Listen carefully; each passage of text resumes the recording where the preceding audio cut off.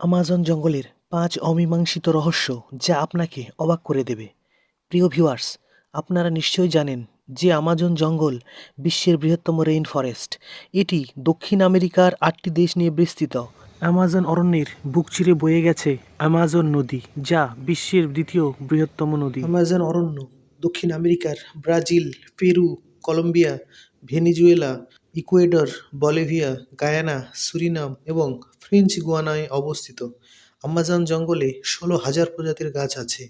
Amazon জঙ্গলে ৪৫ লাখ প্রজাতির পোকামাকড়, ৪২৮ প্রজাতির উভচর, ৩৩৮ প্রজাতির সরীসৃপ এবং ৪২৭ প্রজাতির স্তন্যপায়ী প্রাণী আছে।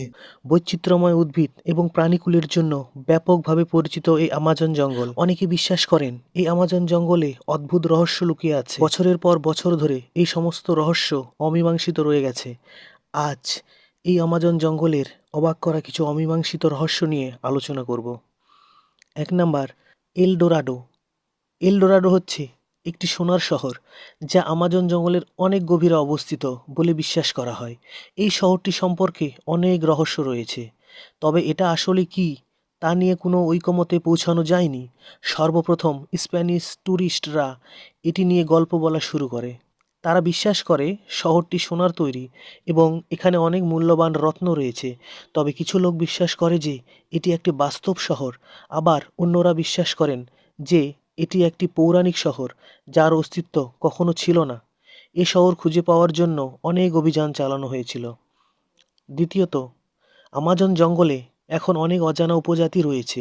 এসব উপজাতি আধুনিক জগৎ থেকে বিচ্ছিন্ন অবস্থায় থাকে। তাদের সংস্কৃতি ও জীবন সম্পর্কে বেশি কিছু জানা যায় না। বাইরের বিশ্ব সম্পর্কে তাদের তেমন ধারণা নেই। তৃতীয়ত, আমাজন জঙ্গলে বরফ যুগের চিত্রকর্ম পাওয়া গেছে। চিত্রে দেখা যায় যে এসব অঞ্চল একটা সময় বরফ যুগে ঢাকা ছিল। এসব চিত্র কিভাবে এসেছে তা নিয়ে অনেক প্রশ্ন রয়েছে। স্থানীয় উপজাতি এসব চিত্র তৈরি করেছেন বলে বিশ্বাস করা হয়ে থাকে। চতুর্থ, ২০১৯ সালে এক অভিনব প্রজাতির তিমির মৃতদেহ আমাজন জঙ্গলে পাওয়া যায়। ধারণা করা হয় আটলান্টিক থেকে এটি আমাজন জঙ্গলে এসেছিল, কিন্তু তিমিটি যখন আমাজন জঙ্গলে পাওয়া যায় তখন ফেব্রুয়ারি মাস ছিল। ওই সময় সাধারণত শীতকাল থাকে না। বিধায় পঞ্চমত, ২০১৩ সালে আমাজনের মধ্যে একটি অদ্ভুত কাঠামো পাওয়া যায় যা পরিচিত ছিল না।